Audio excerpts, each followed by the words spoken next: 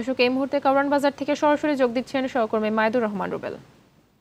রুবেল, ইলিশ রপ্তানির ঘোষণার পর বাজারের পরিস্থিতি কেমন দেখতে পাচ্ছেন জানাবেন, আর ক্রেতা বিক্রেতাদের প্রতিক্রিয়া কেমন দেখতে পাচ্ছেন?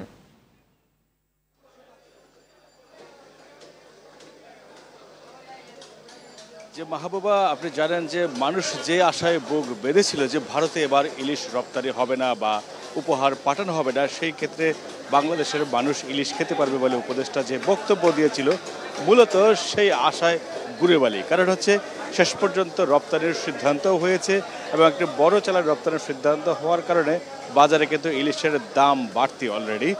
ইলিশ যারা বিক্রি করছে তারা বলছে যে গত কয়েকদিনের তুলনায় ইলিশের দাম আজ বেশ বাড়তি। যে এই কয়েকদিন 1500 টাকা কেজি দরে বিক্রি হলেও আজ কিন্তু ইলিশ বিক্রি হচ্ছে 1700-র বেশি টাকা দামে, অর্থাৎ 1800 বা 1800-র বেশি দামে বিক্রি হচ্ছে ইলিশ।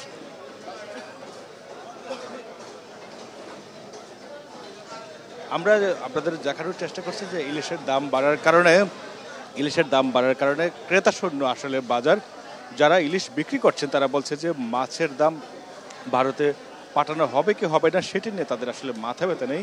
তারা বলছেন যে নদীতে মাছ ধরা পড়ছে কম, যেই কারণে ইলিশের দাম বাড়তি।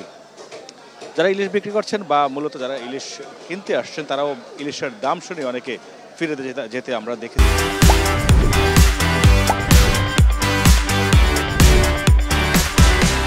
যে তবে বিক্রেতারা বলছেন যে ইলিশের দাম এখন বাড়ছে, এই কারণে নদীতে মাছ পাওয়া যাচ্ছে না।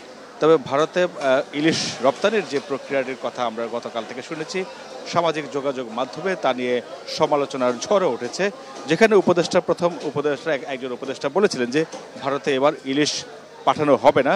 সেই কারণে আশায় বুক বেঁধেছিল যে এবার হয়তো কম দামে কিংবা সস্তায় ইলিশ খেতে পারবেন ক্রেতারা, ভোক্তারা।